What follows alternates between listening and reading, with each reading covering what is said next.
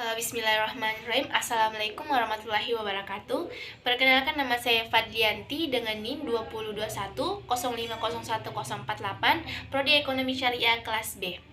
Baik, di sini saya akan memaparkan beberapa materi dari tugas yang diberikan oleh Bapak dosen kepada saya, yaitu mengenai nilai-nilai universal yang baik dalam ekonomi Islam dan nilai-nilai yang buruk yang harus dihindari dalam ekonomi Islam.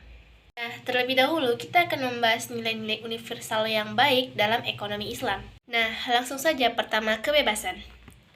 Menurut pandangan Islam bahwa alam jagat raya ini dan seisinya adalah diperuntukkan manusia, baik yang berupa tumbuh-tumbuhan, batu, air, ataupun potensi alam lainnya. Sebagai makhluk yang menyandang gelar khalifah, manusia mempunyai tugas untuk melindungi, melestarikan, mengembangkan segala potensi alam yang ada, sekaligus menggunakannya. Jadi, kita sebagai manusia bebas melakukan kegiatan ekonomi dengan mengelola alam dengan catatan tidak berlebihan dan tetap menjaga alam, ya teman-teman. Nah, dalam menggunakan potensi alam ini, manusia dapat melakukan cocok tanam, transaksi, perdagangan, atau mengeluarkan sumber alam bumi yang berupa pertambangan dengan seluas-luasnya. Kedua, keadilan. Konsep adil di sini mempunyai dua konteks, yaitu konteks individual dan juga konteks sosial. Menurut konteks individual, dalam aktivitas perekonomiannya, seorang muslim tidak boleh menyakiti diri sendiri. Adapun dalam konteks sosial, setiap muslim dituntut untuk tidak merugikan orang lain. Terdapat keseimbangan antara keduanya, yaitu diri sendiri dan juga orang lain. Hal ini menunjukkan bahwa setiap aktivitas ekonomi yang dilakukan oleh orang beriman harus adil agar tidak ada pihak lain yang tertindas dan terugikan. Pada hakikatnya, Allah juga memerintahkan kita untuk berlaku adil dalam transaksi jual beli, menyempurnakan takaran dan timbangan, serta jangan mengurangi hak milik orang lain atau sering disebut dengan tadlis. Nah, tadlis sendiri adalah transaksi yang mengandung suatu hal yang tidak diketahui oleh satu pihak yang bertransaksi jual beli. Setiap transaksi dalam Islam harus didasarkan pada prinsip kerelaan antara kedua belah pihak atau sama-sama ridha. Nah, ketiga, maslahah. Menurut istilah, maslahah adalah mendatangkan segala bentuk kemanfaatan atau menolak segala kemungkinan yang merusak. Maslahah menjadi dasar pengembangan ekonomi syariah dalam menghadapi perubahan dan kemajuan zaman. Dengan pertimbangan maslahah, regulasi perekonomian bisa berubah dari konteks nas kepada konteks nas yang mengandung maslahah. Implementasi maslahah dalam kegiatan ekonomi tersebut dapat dilihat dalam berbagai aspek, seperti dalam masalah mekanisme pasar, pembentukan lembaga, hisab, zakat produktif, kehadiran lembaga keuangan syariah, dan lain sebagainya.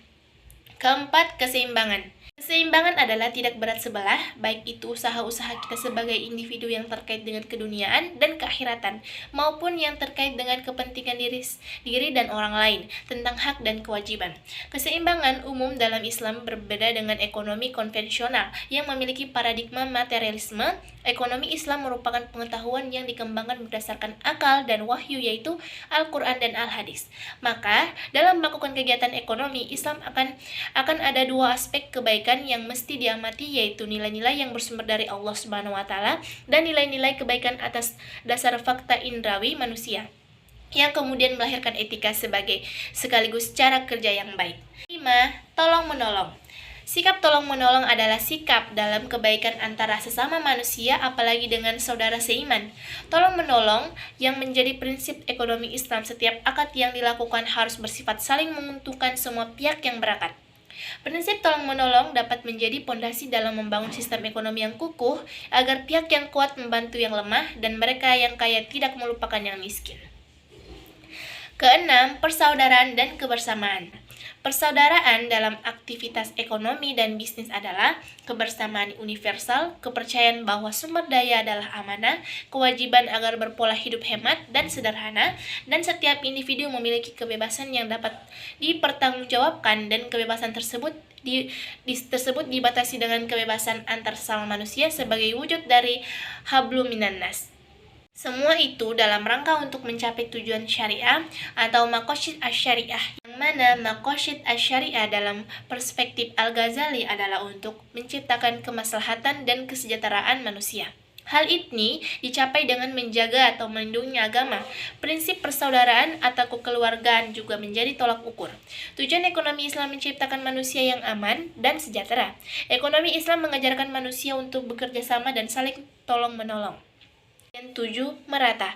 Ekonomi Islam memiliki konsep distribusi pemerataan kekayaan atau pendapatan secara merata bagi masyarakat, sehingga tidak ada ketimpangan ekonomi yang mencolok di dalam masyarakat.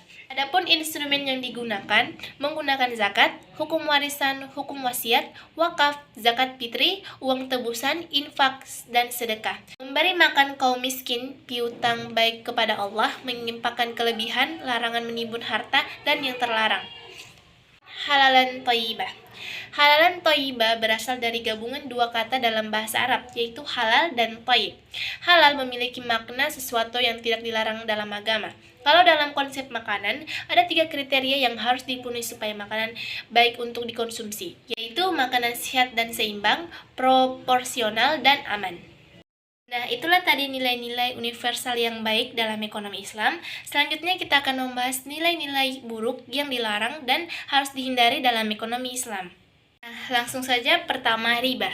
Riba adalah pemberlakuan bunga atau tambahan jumlah pinjaman saat pengembalian berdasarkan persentase tertentu dari jumlah pinjaman pokok yang diberikan kepada peminjam. Kemudian kedua, gerahar. Gerahar adalah transaksi bisnis yang mengandung ketidakjelasan bagi para pihak, baik dari segi kuantitas, kualitas, fisik, waktu, penyerahan, dan objek transaksinya. Kemudian ketiga, maisir. Maisir adalah perjanjian antara pemain yang didasarkan pada bujukan oleh harapan bahwa mereka akan mendapatkan keuntungan yang besar tanpa mempertimbangkan kemungkinan dan kerugian. Keempat, zalim. Zalim adalah perbuatan atau sesuatu yang kondisinya bukan selayaknya. Zalim ini merupakan lawan dari kata adil. Kemudian 5, tadlis. Tadlis adalah satu bentuk penipuan dalam berdagang, merupakan bentuk ketidakjelasan dan ketidakjujuran pedagang dalam menjalankan usahanya. Bisa jadi menipu dalam hal kuantitas, kualitas, harga, dan waktu penyerahan. Dan keenam, subhat. Subhat adalah istilah yang menyatakan keadaan yang samar tentang kehalalan atau keharaman dari sesuatu. Subhat merujuk pada sebuah keracauan berpikir dalam memahami suatu hal yang mengakibatkan sesuatu yang salah terlihat benar ataupun sebaliknya.